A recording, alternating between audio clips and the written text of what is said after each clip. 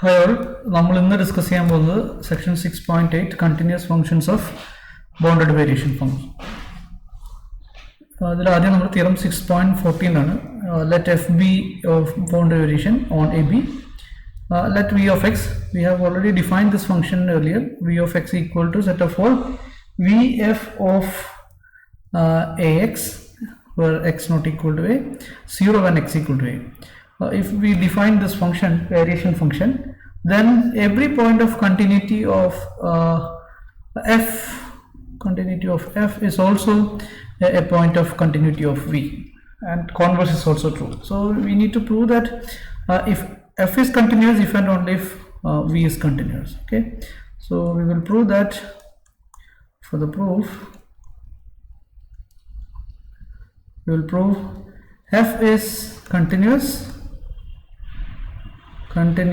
at x if and only if v is continuous at x. V is continuous at x.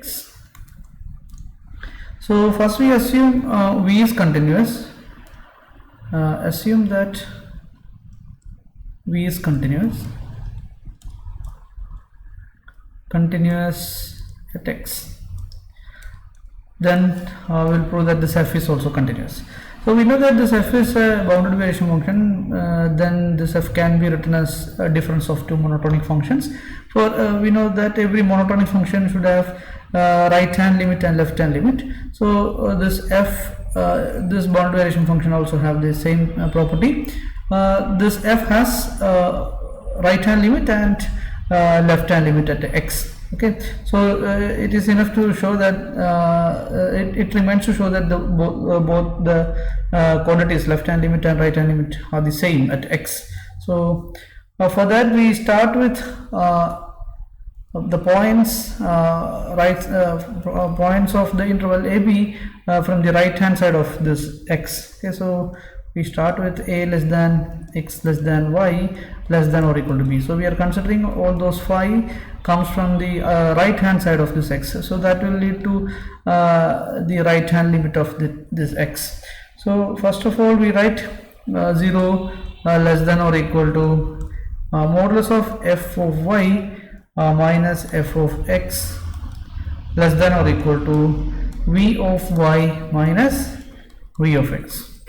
We already discussed these things in the previous theorems. So 0 less than or equal to modulus of this less than or equal to vy minus vx. By when we letting x, y tends to x, this will this f of y will be the right hand limit of f at x. So this inequality changes to this 0 less than or equal to instead of this f of y we have f of x plus because when y tends to x from the right hand side of x, then f of y tends to the right hand limit of f at x. Okay, so this will be f of x which is less than or equal to. Similarly, this v is also a monotonically increasing function. Then this v has the right hand limit and left hand limit as well at x. So this when this y tends to x, then this v of y tends to the right hand limit of v at x. Okay, so this is v x plus minus v of x.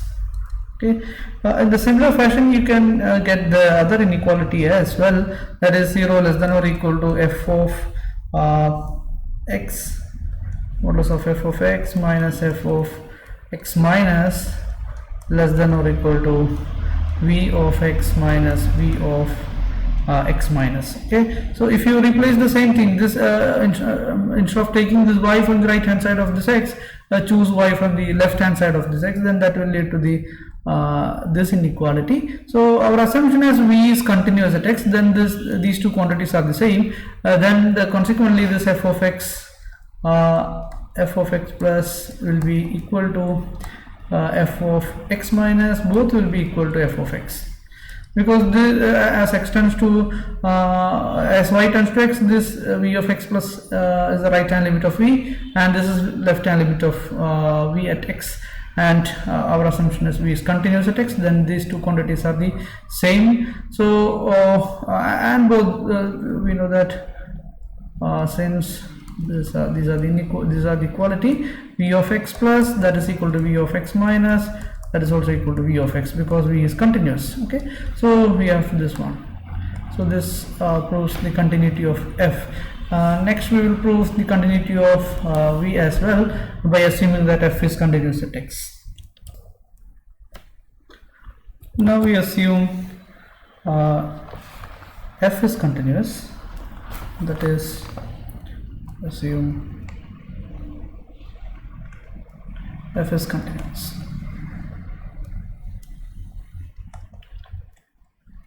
Okay, we assume f is continuous at the point x equal to c, therefore for every epsilon greater than 0 is the definition of the continuity of f. Every epsilon greater than 0 there exists, for epsilon greater than 0 there exists delta greater than 0 such that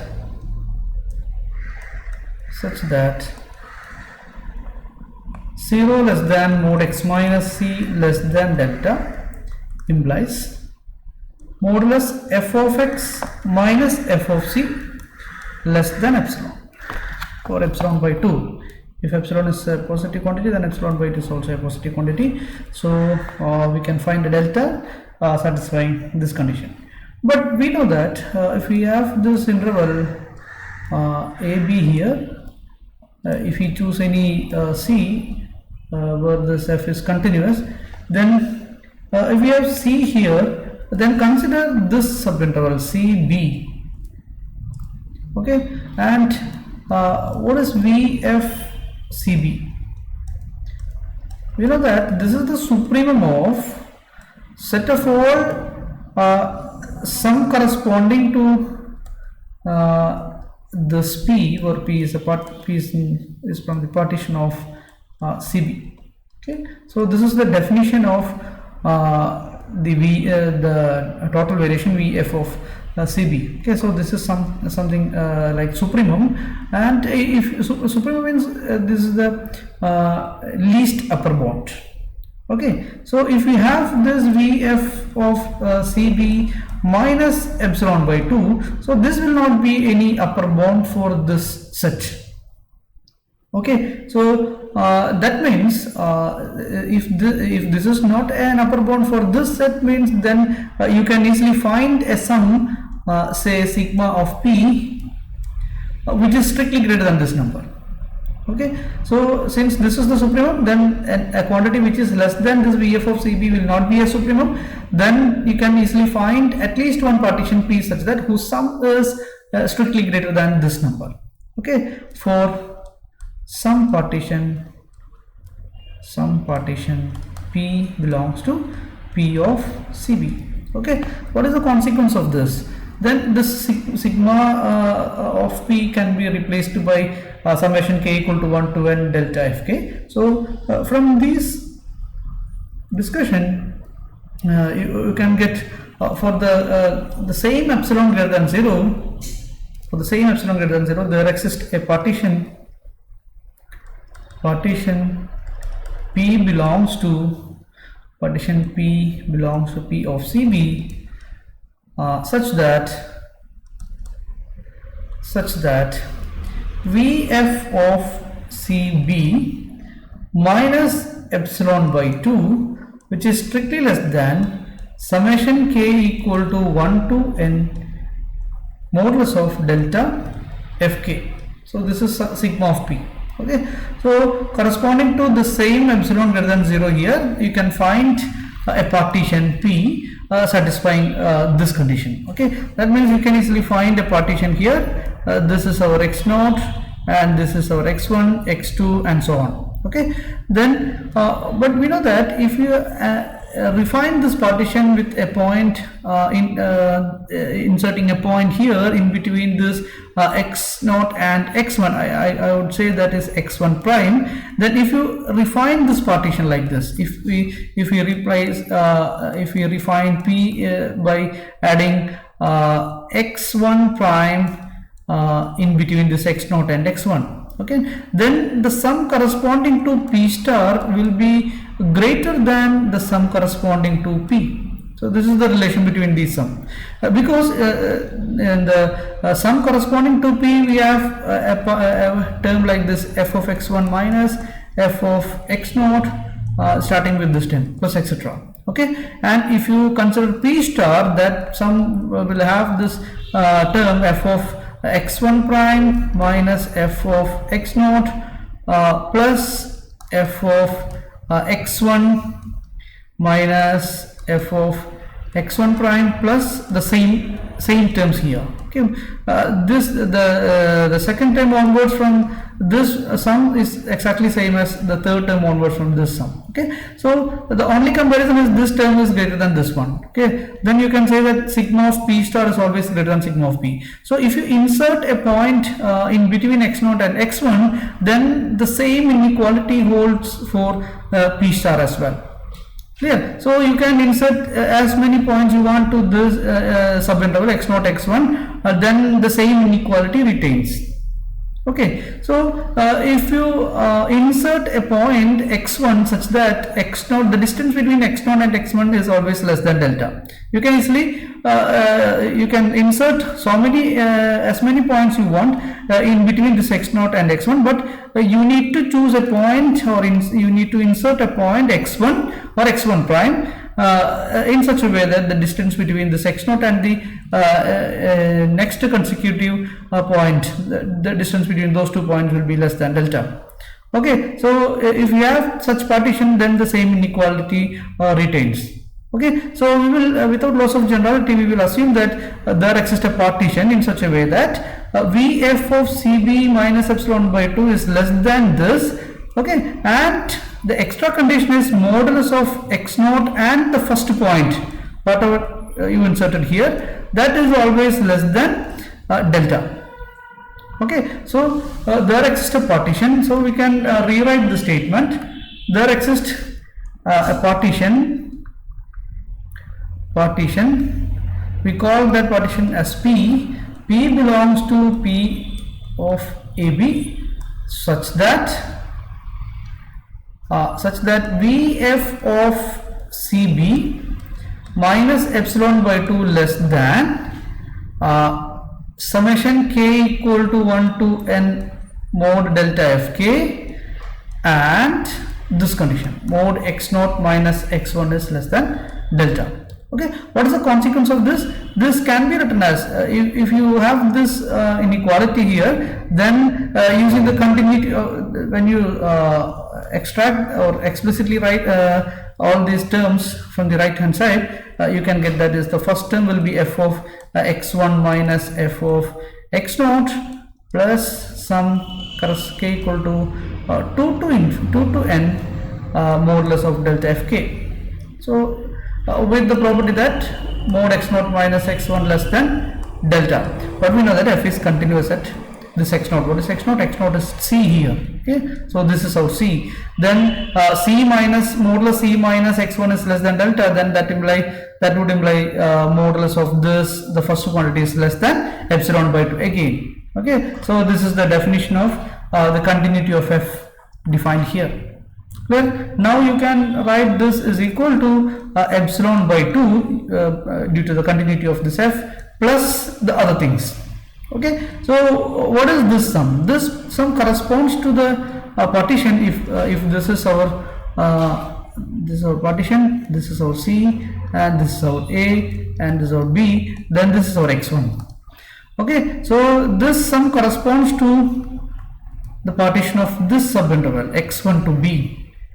Clear? Then if you replace this quantity by the total variation of that interval x1b, then the same inequality retains. Okay, so we'll write this is less than or equal to epsilon by 2 plus we write this as our v f of x1 comma b.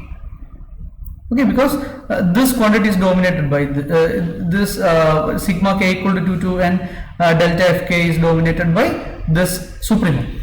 Okay, now we have this implies vf of CB minus Vf of x1b less than or equal to epsilon by 2 plus epsilon by 2, that is epsilon.